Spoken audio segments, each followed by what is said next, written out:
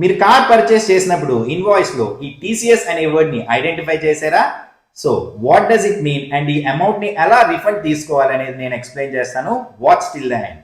So TDS తెలుసు, ఈ TCS ఏంటి అని చాలా మంది కన్ఫ్యూజ్ అవుతారు. సో సింప్లిఫైయింగ్ ఇట్, టీడీఎస్ అంటే ట్యాక్స్ డిడక్టెడ్ ఎట్ సోర్స్. మీ ఇన్కమ్ పైన డిడక్ట్ చేసే ట్యాక్స్. మీ ఎంప్లాయర్ సాలరీ పే చేసినప్పుడైనా బ్యాంక్స్ ఇంట్రెస్ట్ పేమెంట్ చేసినప్పుడు దీన్ని డిడక్ట్ చేస్తుంది. వేరాస్ టీసీఎస్ అంటే ట్యాక్స్ కలెక్టెడ్ ఎట్ సోర్స్. మీ ఎక్స్పెండిచర్ పైన కలెక్ట్ చేసే ట్యాక్స్. సో డిపార్ట్మెంట్ మీ ఇన్కమ్ నే కాదు, మీ ఎక్స్పెండిచర్ ని కూడా ట్రేస్ చేయడానికి ఇది ఇంట్రడ్యూస్ చేసిన మెకానిజం. సో ఈ టీసీఎస్ అనేది car value 10 lakhs and above ఉంటే మాత్రమే అప్లై అవుతుంది.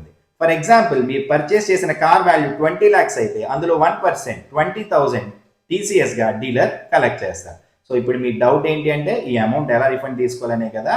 ఇందులో ఇంపార్టెంట్ పాయింట్, ఇది ఎక్స్ట్రా పేమెంట్ అయితే కాదు, ఈ అమౌంట్ అనేది మీ పాన్ కి లింక్ అయి ఉంటుంది. సో మీరు మీ ఇన్కమ్ ట్యాక్స్ రిటర్న్ ఫైల్ చేసినప్పుడు మీ ట్యాక్స్ లయబిలిటీ ఉంటే అందులో అడ్జస్ట్ అవుతుంది, లేదా రిఫండ్ గా తీసుకోవచ్చు. బట్ కంపల్సరీగా డీలర్ దగ్గర నుంచి ఫార్మ్ 27D అనేది కలెక్ట్ చేసుకోండి.